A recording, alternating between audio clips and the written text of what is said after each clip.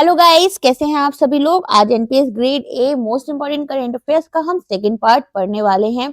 जैसे ही आप लोगों को मैंने ये पार्ट दिया, वैसे ही अदर इंस्टीट्यूट्स भी हमारे इस तरह ही एक सीरीज लेकर आ गए। लेकिन दोस्तों, हमारा आपके साथ में भरोसा था कि आप लोग इसे देखेंगे, तो प्लीज मैं आप भी रिक्वेस्ट कर रही हूँ कि अगर आप ये सारी चीजें देखते हैं तो हम आपको ये इनिशिएटिव्स फ्री में देते हैं। हम इसके लिए कुछ भी चार्ज नहीं कर रहे हैं, तो आप एटलीस्ट अपने फ्रेंड्स के साथ इसे शेयर कर सकते हैं और अगर कोई फीडबैक्स होते हैं तो हमें कमेंट सेक्शन में प्रोवाइड कर सकते हैं। चलिए दोस्तों, तो स्टार्ट करते हैं हमारे पहले क्वेश्चन के साथ में। अच्छा, पार्ट 1 जो हमने कवर किया है, एक इन्फॉर्मेशन और है, उसमें हमने 120 एमसीक्यूज को ऑलरेडी कवर कर लिया है। चलिए, पहला क्वेश्चन हमारा one day one genome initiative के लिए है, जो कि स्टार्ट किया गया था department of biotechnology and biotechnology research and innovation council के द्वारा। अगर हम बात करें, ये बेसिकली कोऑर्डिनेट कौन कर रहा है, तो ये कोऑर्डिनेट कर रहा है national institute of biomedical genomics, जो कि एक वेस्ट बंगाल लोकेटेड इंस्टीट्यूट है। अगर हम आगे बात करें तो यहाँ पर इनका काम क्या है, ये बेसिकली देख रहे हैं कि इंडिया में इतनी ज्यादा वास्ट डाइवर्सिटी है जीनोम्स की, तो यहाँ पर उसी को स्टडी किया जा रहा है। हमारे नेक्स्ट क्वेश्चन पर आते हैं, जो कि child marriage free Bharat portal के बारे में है। तो दोस्तों, अगर आप देखेंगे तो बेसिकली यहाँ पर बोला गया है कि हमें कोशिश करना है कि अगर कोई भी चाइल्ड मैरिजेस अक्रॉस इंडिया हो रही हैं तो हमें उन्हें रिपोर्ट करना है, उन्हें प्रिवेंट करते हुए चलना है। इसमें हमें एक चीज और इम्पोर्टेंट है कि यहाँ पर बोला जा रहा है कि जो चाइल्ड मैरिजेस हैं उन्हें हमें 5% से कम करने की कोशिश करनी है अब 2029 से पहले पहले। और हमारी यहाँ पर कोशिश रहेगी कि अगर हम बात करें 2006 में तो ये 47.4% था। ठीक है, अभी हमारा टारगेट क्या है, टू ब्रिंग इट बिलो 5% इन 2029। अच्छा, इसके अलावा ये अलाइन कर रहा है बेटी बचाओ बेटी पढ़ाओ इनिशिएटिव के साथ में। चलिए नेक्स्ट क्वेश्चन पर आते हैं। यहाँ पर हमसे पूछा जा रहा है कि इंडिया जो है अभी उसको यूएन पीस बिल्डिंग कमीशन में इलेक्ट किया गया है, तो कौन से टर्म के लिए किया गया है, तो डेफिनेटली वो 2025-26 के लिए किया गया है। आगे अगर दोस्तों बात करें तो इंडिया की ही सबसे ज्यादा आर्मी फोर्सेस जो हैं, ठीक है ना, इंडिया के ही सबसे ज्यादा सोल्जर्स पीस बिल्डिंग के लिए जाते हैं यूएन में, तो हमारा यहाँ पर इंडिया टॉप रैंक करता है। नेक्स्ट क्वेश्चन पर आते हैं।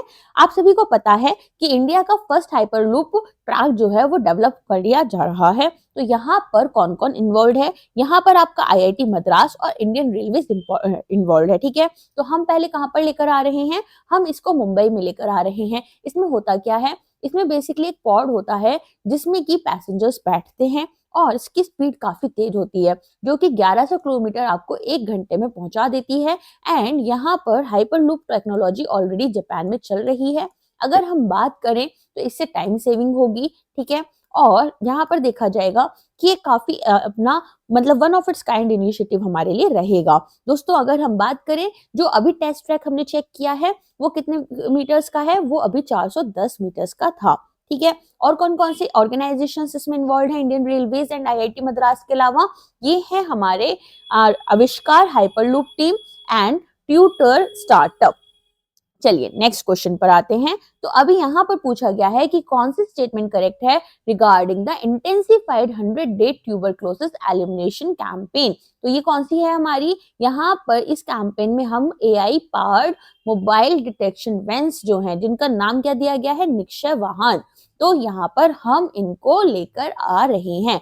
अब आपसे क्वेश्चन क्या पूछा जा सकता है, आपसे पूछा जा सकता है कि निक्षय वाहन किससे रिलेटेड है, तो आपको क्या बताना है, आपको बताना है कि ये ट्यूबरक्लोसिस से रिलेटेड कैंपेन हमारा चल रहा है, जहां पर हमारी कोशिश रहेगी कि हम इंडिया को टीबी मुक्त भारत बना पाए 2025 तक। ठीक है, तो यहाँ पर हम उसी के लिए इन जो हमारी वैन्स हैं इनको यूज कर रहे हैं। इसमें एआई पावर्ड है, ये मोबाइल डिटेक्शन वैन्स हैं। ओके, चलिए नेक्स्ट क्वेश्चन पर आते हैं।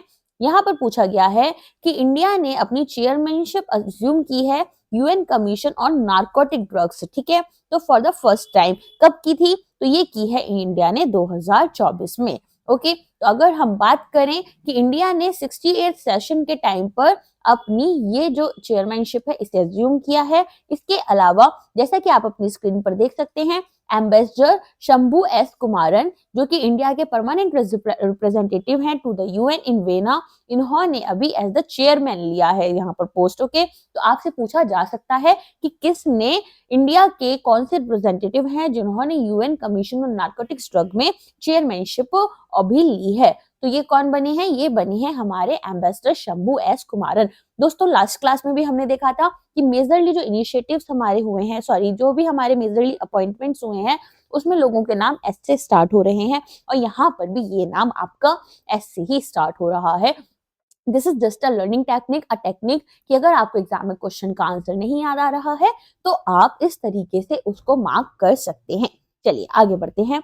तो BEML लिमिटेड, इन्होंने अभी रिसेंट में एक कॉन्ट्रैक्ट सिक्योर किया है जिसमें अमाउंट है आपका 136 करोड़ का, for supplying which of the following defence equipment. तो यहाँ पर हाई मोबिलिटी व्हीकल्स, ओके, तो हाई मोबिलिटी व्हीकल्स 8x8 जो है ये हमारा एक नया इनिशिएटिव स्टार्ट किया गया है, किसके द्वारा? भारत अर्थ मूवर्स लिमिटेड, ओके, जिसको अभी ये हमारी एक पब्लिक सेक्टर अंडरटेकिंग है, और किसके अंडर आ रही है? ये मिनिस्ट्री ऑफ डिफेंस के अंडर आती है। तो यहाँ पर हम क्या कर रहे हैं?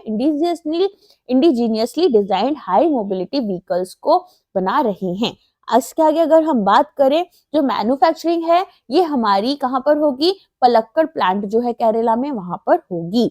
आगे बात करते हैं हमारे नेक्स्ट क्वेश्चन पर। यहाँ क्या पूछा गया है?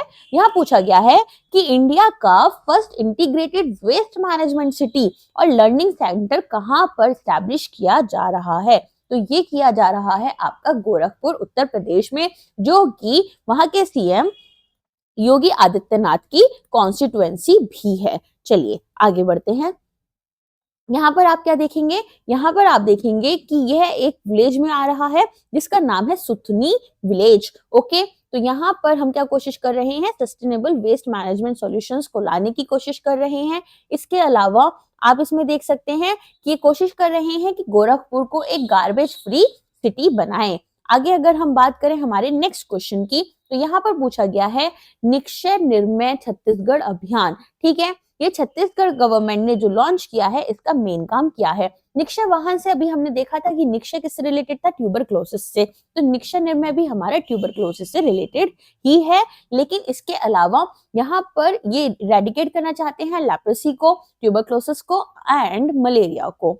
चलिए आगे बात करते हैं।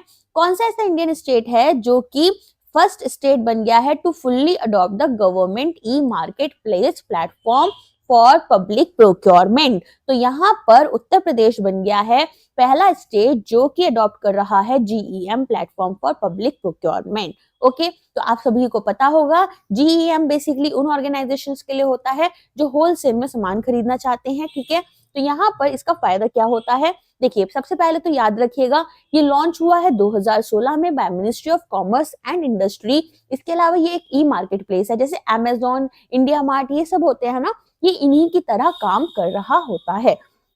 और यहाँ पर हम क्या देख रहे हैं? यहाँ पर ये ऑपरेट करता है as national public procurement portal under Companies Act 2013। Okay, चलिए अब हमारे नेक्स्ट क्वेश्चन पर आते हैं। यहाँ पर आपसे पूछा गया है कि कौन सा ऐसा स्टेट है जो इंडिया का फर्स्ट स्टेट बन गया है to enact a dedicated law for the development and promotion of sports? तो यहाँ पर पंजाब जो है वो बन गया है एक डेडिकेटेड लॉ, बेसिकली हमारा फर्स्ट स्टेट जो कि डेडिकेट कर रहा है एक प्रॉपर लॉ को for the development and promotion of sports. Okay, तो यहाँ पर ये क्या लेकर आ रहे हैं? यहाँ पर ये एक लॉ लेकर आ रहे हैं जो कि अलाइन करेगी इंडिया की नेशनल स्पोर्ट्स पॉलिसी 2024 के साथ में, जिसमें कि हमारी कोशिश क्या है? हमारी कोशिश है कि हम नेशनल और इंटरनेशनल बेस्ट प्रैक्टिसेस को स्पोर्ट्स से रिलेटेड अपनी कंट्री में लेकर आए। इसके अलावा दोस्तों आप लोग मुझे कमेंट सेक्शन में बताइए कि इंडिया कोशिश कर रहा है कि ओलंपिक्स के लिए उनको यहाँ पर चेयरमैनशिप मिल जाए,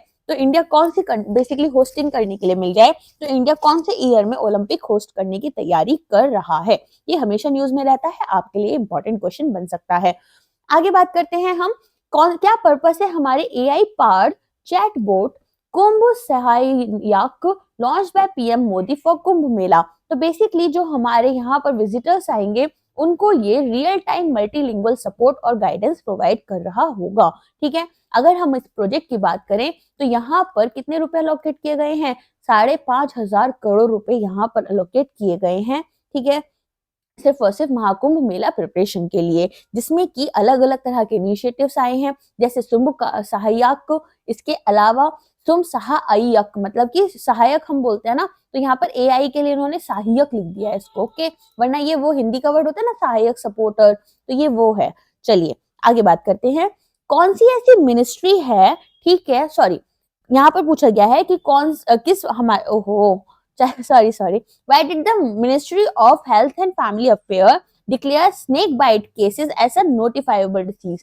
क्यों किया गया है, ताकि जो भी हमारी पब्लिक हेल्थ फैसिलिटीज हैं वो स्नेक बाइट केसेस को और रिपोर्ट्स बताएं कि भाई ये केसेस आए हैं, ये केसेस क्यों आए थे, किस तरह की स्नेक बाइट हुई, ठीक है, ताकि ज्यादा बेटर मॉनिटरिंग की जाए। इसके अलावा अगर हम बात करें, इंडिया में national action plan for prevention and control of snake bite and envenoming चल रहा है, जिसको मार्च 2024 में लॉन्च किया गया था, to reduce snake bite fatalities by 50% by 2030। चलिए अब हमारे नेक्स्ट क्वेश्चन पर आते हैं। यहाँ पर पूछा गया है कि what was the theme of India's first maritime heritage conclave, ठीक है, जिसको ऑर्गेनाइज किया है ministry of port, shipping and waterways ने। तो यहाँ पर इनकी थीम थी towards understanding India's position in global maritime history, okay, towards understanding India's position in global maritime history, मतलब इंडिया की हम पोजीशन समझना चाहते हैं कि मैरीटाइम हिस्ट्री में इंडिया की क्या पोजीशन रही है। चलिए आगे अगर हम बात करें तो यहाँ पर इसको लॉन्च किसने किया है, आपको ये याद रखना है, ministry of ports, shipping and waterways ने इसको लॉन्च किया है। और हमें क्या याद रखना है कि इंडियन गवर्नमेंट जो है वो 4,000 करोड़ रुपए अगले 5 साल में लगाना चाहती है, ताकि national maritime heritage complex develop कर पाए। कहां पर, एट लोथल गुजरात। लोथल गुजरात आपको पता भी होगा कि इंडस सिविलाइजेशन की एक इंपॉर्टेंट साइट है। आगे बढ़ते हैं, नेक्स्ट क्वेश्चन है हमारा कि सिग्निफिकेंस क्या है स्विच EIV12 इलेक्ट्रिक बस का, जो कि लॉन्च हुई थी bye union minister Nitin Gadkari. तो ये है कि बेसिकली इंडिया का फर्स्ट लो फ्लोर इलेक्ट्रिसिटी बस, ठीक है, तो इंडिया का ये फर्स्ट लो फ्लोर इलेक्ट्रिसिटी बस बन रहा है। यहाँ पर अगर हम बात करें, इसका बेसिकली नाम क्या है, स्विच EIV12, ठीक है, तो आप इलेक्ट्रिक व्हीकल के नाम से इसको याद रख सकते हैं, स्विच इलेक्ट्रिक व्हीकल के टाइप्स का ही ये हो गया, ठीक है। चलिए इसे डेवलप कौन कर रहा है, स्विच मोबिलिटी लिमिटेड इसको डेवलप कर रही है, जो कि एक सब्सिडरी है अशोक लीलैंड की। आगे अगर हम बात करें, यहाँ पर ये बेसिकली एक फ्लोर माउंटेड बैटरी रखेंगे, जो कि पैसेंजर्स की स्टेबिलिटी और कंफर्ट का ध्यान रखेगी, ठीक है। इसमें अभी के लिए बस इतना ही इंपॉर्टेंट है। चलिए आगे बढ़ते हैं हमारे नेक्स्ट क्वेश्चन पर। यहाँ हम क्या देख रहे हैं, ये क्वेश्चन है आपका, यहाँ पूछा गया है कि क्या सिग्निफिकेंस है मॉडिफाइड प्रवृत्ति Kali Sindh Chambal eastern Rajasthan canal project का, ठीक है। सबसे पहले इसके बारे में हम कुछ चीजें जान लेते हैं। तो ये प्रोजेक्ट हमारा बेसिकली यहाँ पर आप देख सकते हैं कि पहले हमारे जो प्राइम मिनिस्टर नरेंद्र मोदी हैं, इन्होंने 1 वर्ष परिणाम उत्कर्ष प्रोग्राम जो है, ठीक है, ये कहाँ लॉन्च हुआ है, जयपुर राजस्थान में, यहाँ पर पार्टिसिपेट किया था। इसके अलावा इन्होंने क्या किया था, इन्होंने 24 नए प्रोजेक्ट्स निकाले थे, जिनका ओवरऑल कॉस्ट 46,300 है। मेन चीजें हम देख लेते हैं कि इसमें क्या है। तो देखिए अगर बात करें Parvati Kali Sindh Chambal eastern Rajasthan canal project, तो यहाँ हम क्या कर रहे हैं, आप देख सकते हैं डिफरेंट रिवर्स का नाम है, राइट। तो यहाँ पर इंटरलिंकिंग कर रहे हैं हम मेजर रिवर्स की, ताकि पानी प्रोवाइड कर पाए इरिगेशन और ड्रिंकिंग के लिए, ओके। चलिए नेक्स्ट क्वेश्चन पर आते हैं।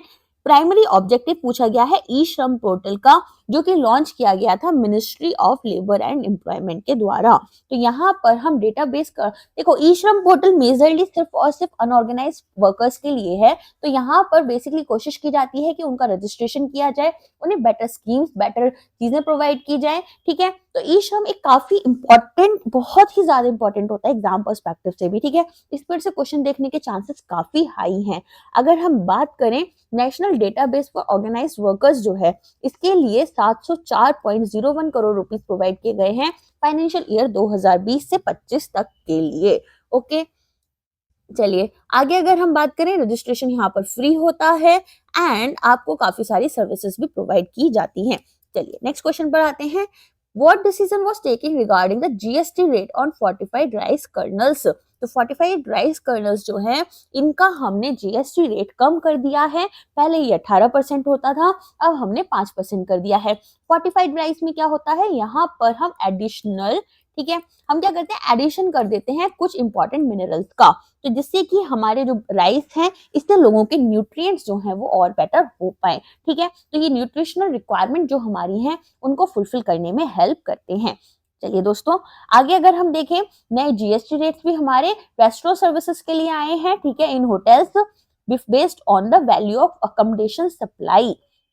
ठीक है, यहाँ पर हम क्या देख रहे हैं, ओल्ड और यूज्ड व्हीकल्स जो हैं वहां पर भी हमारा जीएसटी जो है वो बढ़ चुका है, जो कि हो चुका है 12 से 18%।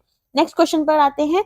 नेक्स्ट क्वेश्चन हमारा पूछ रहा है कि right of children to free and compulsory education act जो है, ठीक है, through the RTE amendment act, उसमें क्या चेंजेस आए हैं?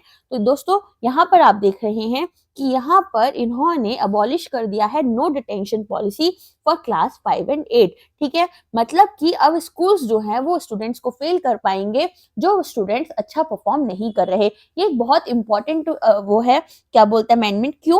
क्योंकि ना आप देखते बहुत सारे ऐसे स्टूडेंट्स थे जो कि अच्छे मार्क्स नहीं ला रहे होते थे, फिर भी उनको प्रमोट कर दिया जाता था, जिसकी वजह से उन्हें आगे चलकर दिक्कत आती थी। ठीक है, एंड काफी स्टूडेंट्स के जो पेरेंट्स होते थे वो इस वजह से बच्चों की एजुकेशन को सीरियस भी नहीं ले रहे होते थे। ठीक है, अब अगर हम बात करें तो ये सभी 3000 सेंट्रल स्कूल्स जो हैं वहां पर इम्प्लीमेंट किया जा रहा है।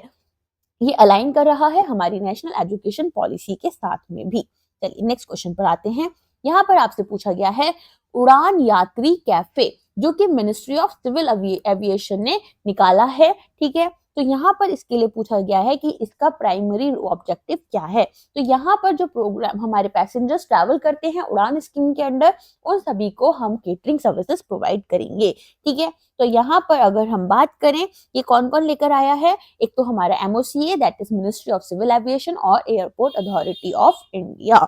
चलिए आगे बात करते हैं, अब हमारी नेक्स्ट न्यूज की तरफ आते हैं। देखिए उड़ान स्कीम के बारे में आपको पता ही होगा, जितना हमारा उड़े देश का आम नागरिक इसका फुल फॉर्म है। यहाँ पर हम कोशिश करते हैं कि टीयर 2 और टीयर 3 सिटीज में एयरपोर्ट्स बना पाए। ठीक है, चलिए अब पूछा गया है कि 7th एडिशन आया है यूथ को लैब नेशनल इनोवेशन चैलेंज का। ठीक है, जिसको हमारा लॉन्च किया गया है अटल इनोवेशन मिशन, जो कि नीति आयोग के अंडर आता है एंड यूएनडीपी के। तो पूछा गया है कि इसका मेन फोकस क्या है। तो देखिए अगर हम बात करें इसके मेन फोकस की, तो ये है कि हमें अपॉर्चुनिटीज की एक्सेस दिलवा रही है फॉर पर्संस जो कि बेसिकली डिसेबल्ड है, दिव्यांगजन भी इनको हमारे नरेंद्र मोदी जी ने नाम दिया था, तो ये उन्हीं के लिए बना है। ठीक है, चलिए इसके अलावा ये कोलैबोरेशन किया गया है बेंगलुरु बेस्ड एसएस टैक फाउंडेशन के साथ में, जो कि इसको इम्प्लीमेंट करने में सपोर्ट करेगा।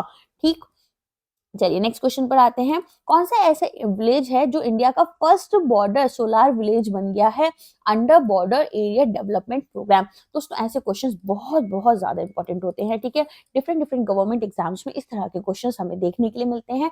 इसका विलेज का नाम है मसाली, गुजरात। ओके, तो मसाली जो है वो बनसकंठा डिस्ट्रिक्ट में आता है और यहाँ पर ये बन गया है इंडिया का फर्स्ट बॉर्डर सोलार विलेज। याद रखिएगा नाम, मसाली, गुजरात। ओके, चलिए आगे अगर हम बात करें तो यहाँ पर हमने इसको ट्रांसफॉर्म करा है into a solar powered community. ठीक है, किसके थ्रू? रेवेन्यू डिपार्टमेंट उत्तर गुजरात विस कंपनी लिमिटेड, तो जो वहां की हमारी इलेक्ट्रिसिटी डिपार्टमेंट है उनके हेल्प के थ्रू ये काम किया गया है। और इसमें हम देखेंगे काफी सारी मल्टीपल स्कीम्स भी इन्वॉल्व है। चलिए दोस्तों आगे बढ़ते हैं। कौन सा ऐसा इंडियन एयरपोर्ट है जिसको अभी कंट्री का first zero waste airport declare किया गया है? Again this is also important. तो देवी अहिल्याबाई होलकर एयरपोर्ट इंदौर को बना दिया गया है फर्स्ट इंडियन एयरपोर्ट। आगे बात करते हैं अगर हम, तो बेसिकली यहाँ पर इनोग्रेशन हो रहा है 3000 square feet material recovery facility का by union minister Kinjarapu Ram Mohan Naidu.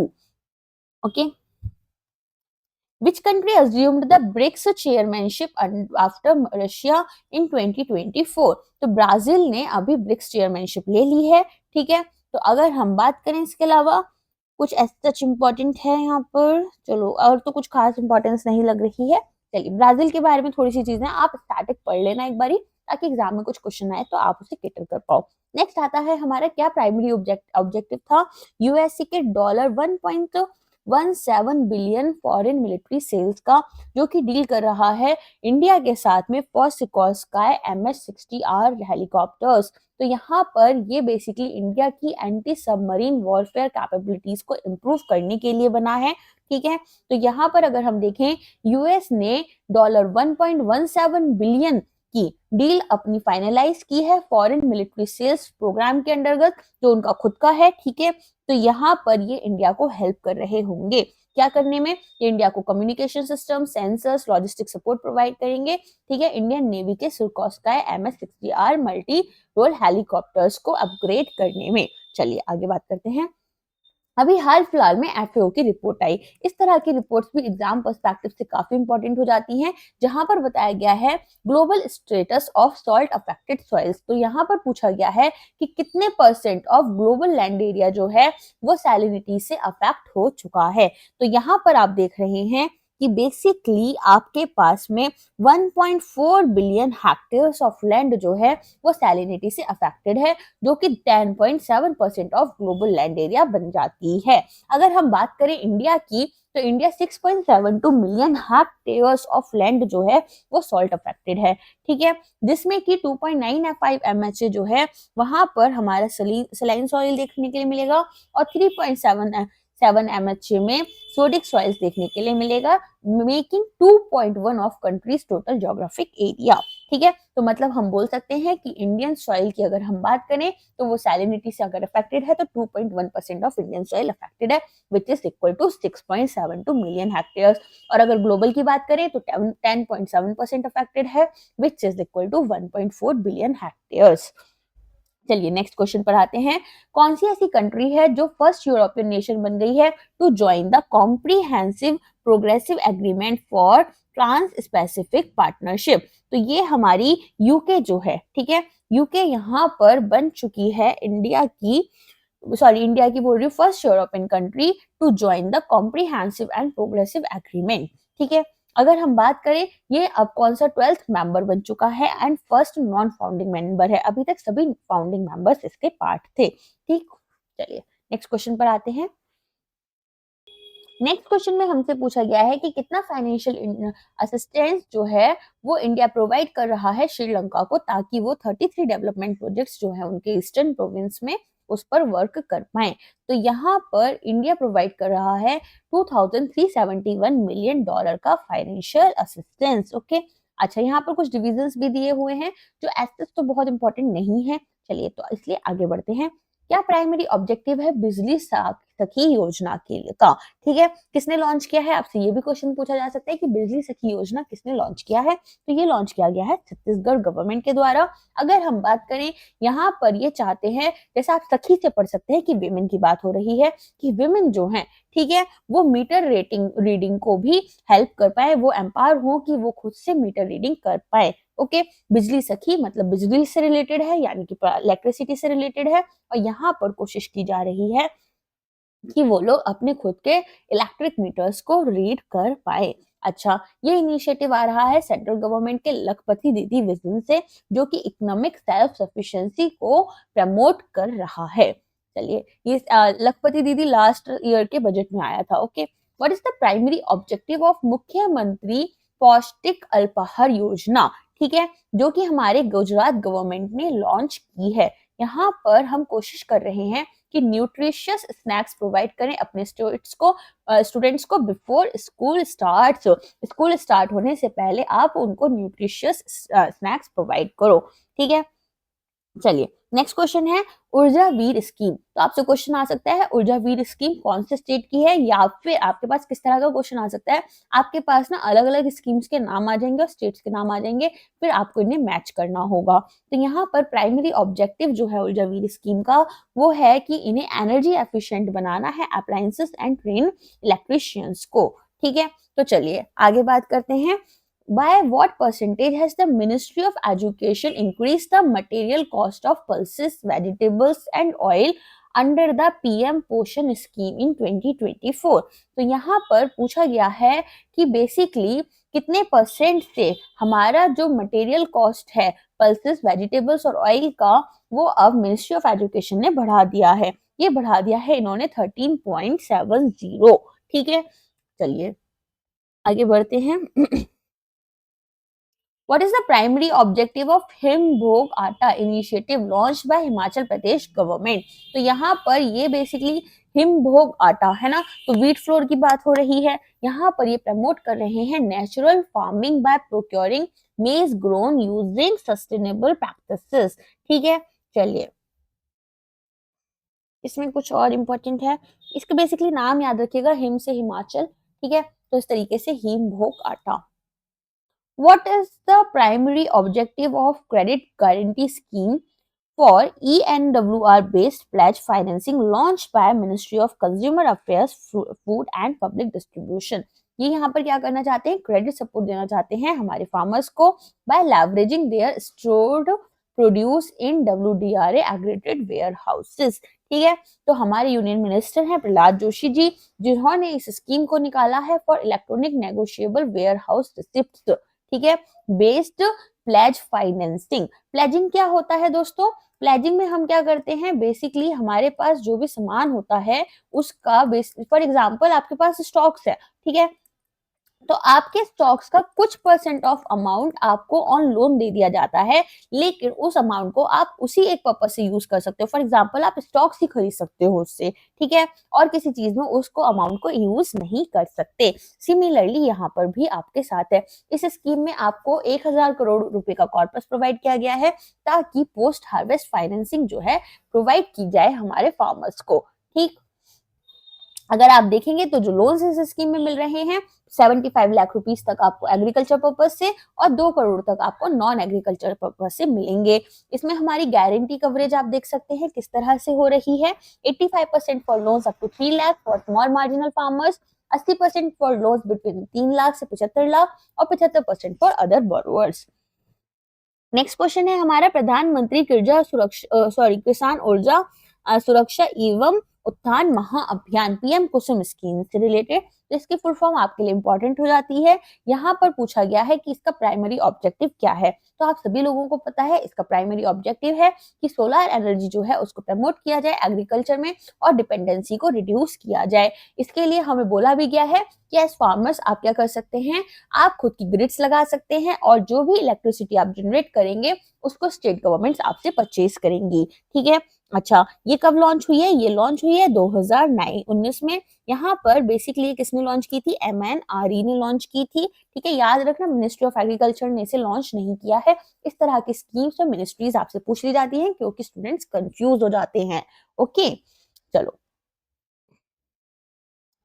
Next question हमारा पंजाब से रिलेटेड है। तो पंजाब 5th स्टेट बन गया है इंडिया में to achieve 100% piped water supply, ठीक है, to rural households under which scheme. तो यहाँ पर जो पंजाब है अब वो क्या करेगा, वो हर घर जल योजना जो है अंडर जल जीवन मिशन उसके अंडर 5th स्टेट बन गया है जिसने 100% पाइप्ड वाटर सप्लाई अपने रूरल हाउस होल्ड्स को प्रोवाइड करनी शुरू कर दी है। ठीक है, चलिए इसके अलावा अगर हम बात करें और कौन कौन से स्टेट्स हैं जिन्होंने ये कर लिया है, ये है तेलंगाना, मिजोरम, हिमाचल प्रदेश एंड गुजरात और अब बन गया है पंजाब। ठीक है, इसके अलावा 100% टैप वाटर किस किस ने प्रोवाइड करा है वो भी आपको दे रखा है यहाँ पर। Goa, Andaman and Nicobar islands, Puducherry, Dadra and Nagar Haveli and Daman and Diu. इसके अलावा Arunachal Pradesh, Haryana and Punjab. Next question हमारा है आरबीआई बुलेटिन से रिलेटेड। तो यहाँ पर पूछा गया है कि इंडिया ने कितना अमाउंट अपने फॉरेन एक्सचेंज रिजर्व्स में ऐड कर लिया है। तो दोस्तों लास्ट वाली न्यूज में जब हमने आपको पढ़ाया था वहां मैंने आपको अच्छे से बताया था कि अब हमारे फॉरेन एक्सचेंज रिजर्व्स बीच में गिर गए थे और फिर से इंक्रीज हो गए हैं, राइट। तो आप वहां से पढ़िएगा, करंट अफेयर से लेटेस्ट अपडेट पूछी जाती है, तो लेटेस्ट अपडेट अब चेंज हो चुकी है। चलिए नेक्स्ट क्वेश्चन पर आते हैं। What is the primary objective of co-lending partnership between Muthoot Microfinance Limited and State Bank of India to support rural entrepreneurs and enhance financial inclusion? तो SBI ने किसके साथ किया है? मुथूट फाइनेंस आपने सुना होगा ना, तो मुथूट का माइक्रो फाइनेंस लिमिटेड के साथ में इन्होंने यहाँ पर किया है ताकि फाइनेंशियल इंक्लूजन को ये इम्प्रूव कर पाए और हमारे जो भी रूरल हाउस होल्ड्स हैं उनको सपोर्ट कर पाए। चलिए नेक्स्ट क्वेश्चन पर आते हैं। टोटल लोन लिमिट कितनी दी गई है एसबीआई के द्वारा under its co lending partnership with Muthoot Microfin limited? Again the same question from the next question from the same scheme. तो यहाँ पर 500 करोड़ रुपए आपको प्रोवाइड किए गए हैं।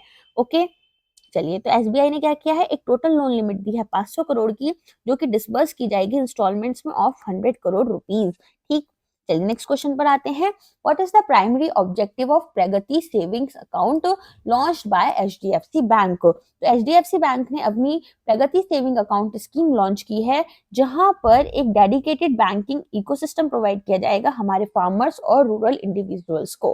ठीक, चलिए नेक्स्ट क्वेश्चन पर आते हैं। देखिए आपसे क्वेश्चन क्या आ सकता है कि प्रगति सेविंग अकाउंट किसका इनिशिएटिव है, इसका मेजर पर्पस क्या है। ठीक है, तो आपको दोनों चीजें अच्छे से पता है। इसके अलावा अगर हम बात करें, 51% हमारे एचडीएफसी की जो ब्रांचेस हैं वो सेमी अर्बन और रूरल एरियाज में हैं। चलिए नेक्स्ट क्वेश्चन पर आते हैं। प्राइमरी ऑब्जेक्टिव पूछा गया है World bank funded element project का इन त्रिपुरा एंड नागालैंड। तो क्या है हमारे इसका, बेसिकली यहाँ पर बोला गया है to enhance forest management and economic opportunities in rural communities. ठीक है, तो वर्ल्ड बैंक ने 225.5 मिलियन का फंड जो है अप्रूव किया है ताकि enhancing landscape and ecosystem management that is element project जो है उसको हम यहाँ पर फंड कर पाए। किन स्टेट्स के लिए है ये हमारे north eastern states Tripura and Nagaland के लिए है। यहाँ पर फंडिंग हमें आईबीआरडी आर्म प्रोवाइड कर रही है इनकी, जो कि 12 साल के मैच्योरिटी पीरियड के लिए दे रही है, और जो ग्रेस पीरियड यहाँ पर है वो है 4.5 साल का। ठीक है, चलिए नेक्स्ट क्वेश्चन पर आते हैं। प्राइमरी ऑब्जेक्टिव क्या है एस्टीम सेविंग अकाउंट्स का, जो कि लॉन्च किया गया है फेडरल बैंक के द्वारा। यहाँ पर फाइनेंशियल सर्विसेज जो हैं वो आपके लिए टेलर की जाएंगी for senior citizens aged 55 and above. Okay, अगर आपको पता होगा फेडरल बैंक अकेला ऐसा बैंक है जिसका हेडक्वार्टर केरला में है, which is in Aluva Kerala. Okay, तो इन्होंने एस्टीम सेविंग अकाउंट्स निकाले हैं। चलिए नेक्स्ट क्वेश्चन पर आते हैं। प्राइमरी रीजन क्या है for the liquidity deficit that led the RBI to inject 6956 crores into the banking system. Now this is very very important.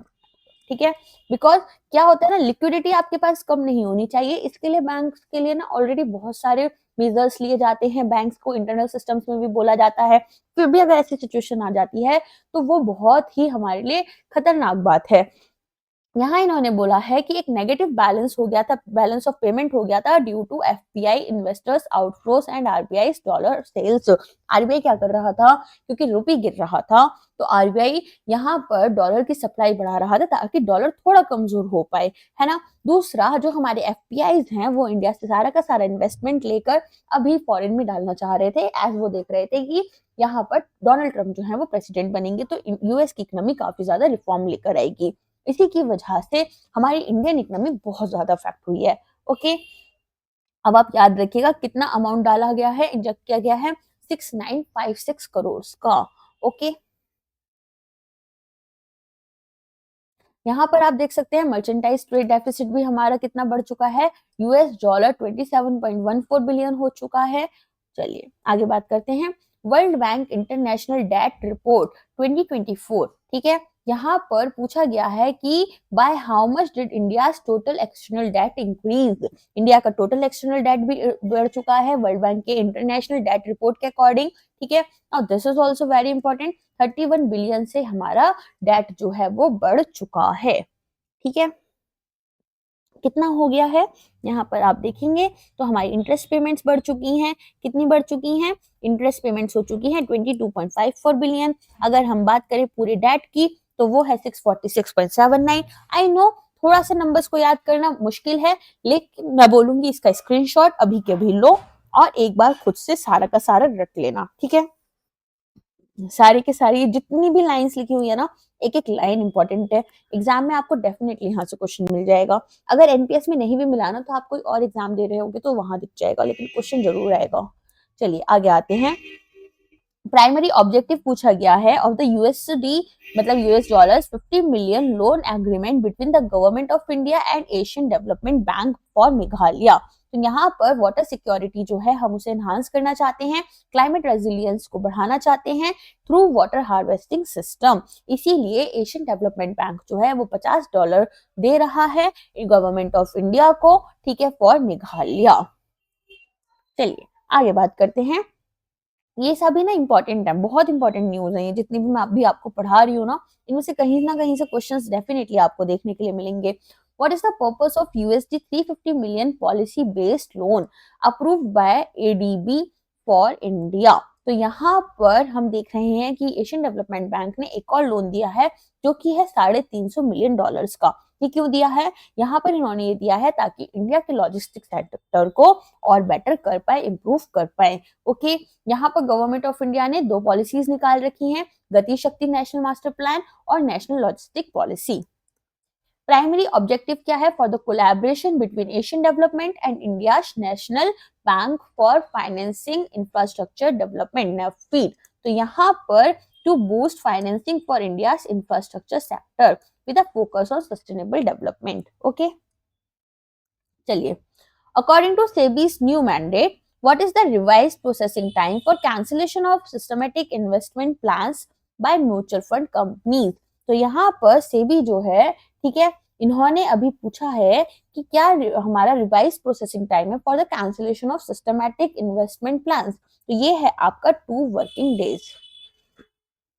आगे बढ़ते हैं।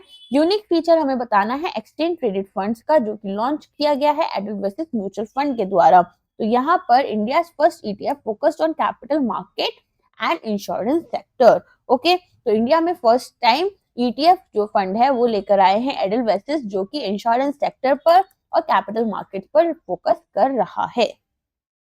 चलिए नेक्स्ट क्वेश्चन पर आते हैं। What is the primary purpose of Bharat Pay's newly launched fraud protection plan Shield? Now this is also important. Bharat पे ने अपना एक प्लान निकाला है जिसका नाम है शील्ड, ठीक है। तो यहाँ पर ये क्या कर रहे हैं? सेफगार्ड कर रहे हैं अपने यूजर्स को फ्रॉम फ्रॉडुलेंट UPI ट्रांजेक्शन, ठीक है। इसी के साथ हमारी हाफ सेंचुरी कंप्लीट हो चुकी है। चलिए अब हमारे नेक्स्ट क्वेश्चन से शुरू करते हैं। तो यहाँ पर पूछा गया है कि मिनिस्ट्री ऑफ फाइनेंस डेटा जो है अभी वहां पर उन्होंने बताया है कि इंडिया का जो GNPA है, gross non performing asset ratio, public sector banks के लिए कितना है? तो ये हमारा हो चुका है 3.12% फॉर सितंबर 2024। एज ऑफ मतलब सितंबर 2024 तक कितना था? कितना? 3.12%। ओके, चलिए यहाँ पर अगर हम बात करें काफी कम हो चुका है। पहले मार्च 2018 में ये 14.58% था, ठीक है। गवर्नमेंट ऑफ इंडिया की 4 आवर्स स्ट्रैटेजी है जो कि चल रही है। इसमें क्या बात कर रहे हैं ये कि पहले आप रिकॉग्नाइज करो कि हाँ भाई हमारे पास ये बैड लोन्स हैं, फिर इनको रिकैपिटलाइजेशन करो हमारे बैंक्स का, फिर रिजोल्यूशन करेंगे स्ट्रेस्ड एसेट्स का एंड रिफॉर्म करेंगे, ठीक है। अगर हम बात करें करार की तो यहाँ पर इनका ये भी 393 बेसिस पॉइंट्स और बेटर से 3.93% से इंप्रूव हो चुका है, जो कि अब हो गया है 15.43%। चलिए नेक्स्ट क्वेश्चन पर आते हैं। यहाँ पर पूछा गया है कि गवर्नमेंट ऑफ इंडिया ने अभी एक साइन किया है पैक्ट जर्मनी बेस्ड KfW के लिए for the phase 2 of Bengaluru metro rail project. तो यहाँ पर कितने अमाउंट का लोन एग्रीमेंट साइन किया गया है? ये किया गया है आपका 3044.54 करोड़ रुपीस का। ओके, तो यहाँ पर आपको मल्टीपल क्वेश्चंस देखने के लिए मिल सकते हैं। यहाँ पर नम्मा मेट्रो है आपकी, इसका फेज 2 बन रहा है। नम्मा मेट्रो कहाँ से रिलेटेड है? ये है आपकी बेंगलुरु से रिलेटेड, ठीक है। किसके साथ में हमारी ये लोन एग्रीमेंट साइन हुई है? ये हुई है KfW के साथ में। अब नेक्स्ट क्वेश्चन है आपका कि world bank funded UP agrees project जो है उत्तर प्रदेश का, ठीक है, इसका प्राइमरी ऑब्जेक्टिव क्या है? तो यहाँ पर इसका प्राइमरी ऑब्जेक्टिव है क्रॉप प्रोडक्टिविटी को बढ़ाना और फार्मर्स की इनकम्स को बढ़ाना, ठीक है। चलिए नेक्स्ट क्वेश्चन पर आते हैं। RBI full authorisation of in solutions global limited, ठीक है, एज अ पेमेंट एग्रीगेटर। इसका सिग्निफिकेंस क्या है? पेमेंट एग्रीगेटर क्या होते हैं आपको पता है? पेमेंट एग्रीगेटर्स बेसिकली हमें अगर पेमेंट्स करनी है, ठीक है, किसी बिजनेस को, तो वहां पर हमारे लिए ये पेमेंट एग्रीगेटर एक प्लेटफॉर्म प्रोवाइड कर देते हैं, जिसकी वजह से जो बिजनेसेस हैं उन्हें अलग से अपने बैंक्स के साथ में कोलैबोरेशंस की और रिक्वेस्ट वगैरह भेजने की जरूरत नहीं होती। खुद का अपना कोई भी पेमेंट एग्रीगेशन के लिए सॉफ्टवेयर या मशीनरीज की जरूरत नहीं होती है। ओके, तो यहाँ पर क्या देखा हमने कि ये प्रोवाइड किया गया है इन सॉल्यूशंस ग्लोबल लिमिटेड को। ठीक है, इसका लाइसेंस। आगे बढ़ते हैं। US $350 million policy based loan sign हुआ है between government of India and ADB bank under the SMILE programme. तो ये किस पर्पज से हुआ है? ये हुआ है इंडिया के लॉजिस्टिक सेक्टर को इम्प्रूव करने के लिए। ये न्यूज हमने अभी थोड़ी देर पहले भी पढ़ी थी, जहां हमने उससे पहले $50 मिलियन जो हम मेघालय को प्रोवाइड कर रहे थे उसके बारे में भी पढ़ा था। मेघालय में हम फॉरेस्ट को अच्छा बनाने के लिए, इम्प्रूव करने के लिए वहां पर, ठीक है, बायोडाइवर्सिटीज वगैरह को प्रोटेक्ट करने के लिए बना रहे थे। नेक्स्ट क्वेश्चन है, सेबी का एक newly introduced asset class specialised investment fund आया है। इसकी इंपॉर्टेंस क्या है? तो देखो यहाँ पर आप देखोगे ये बेसिकली ब्रिज कर रहा है जो गैप हमारा म्यूचुअल फंड्स और पोर्टफोलियो मैनेजमेंट सर्विसेज के बीच में है। पोर्टफोलियो मैनेजमेंट सर्विसेज यूजुअली आपके फाइनेंस इंस्टीट्यूट्स, बैंक्स भी प्रोवाइड कर रहे होते हैं, जहां पर वो हमें एडवाइस करते हैं कि हमें कहाँ कहाँ इन्वेस्टमेंट करनी चाहिए, किस तरह से हमारे पोर्टफोलियो को बनाना चाहिए। चलिए नेक्स्ट क्वेश्चन पर आते हैं। प्राइमरी ऑब्जेक्टिव क्या है of the US 500 million loan agreement signed by government of India and ADB? तो यहाँ पर ग्रीन और सस्टेनेबल इंफ्रास्ट्रक्चर प्रोजेक्ट्स जो है इंडिया में, उनको सपोर्ट करने के लिए ये बनाया गया है। नेक्स्ट क्वेश्चन है कि इरडाई की एनुअल रिपोर्ट आई थी 2023-24 में, वहां पर इंडिया का ओवरऑल इंश्योरेंस पेनिट्रेशन कैसा था? तो यहाँ पर अगर हम बात करें, यहाँ पूछा जा रहा है कि ओवरऑल इंश्योरेंस पेनिट्रेशन इंडिया का कितना हो चुका है। तो यहाँ पर सिर्फ और सिर्फ अभी हमारा 3.7% ऑफ इंडिया का पेनिट्रेशन जो है वो हुआ है, और ये भी डिक्लाइन कर रहा है। अनफॉर्चुनेट थिंग है कि डिक्लाइन कर रहा है। ठीक है, चलिए।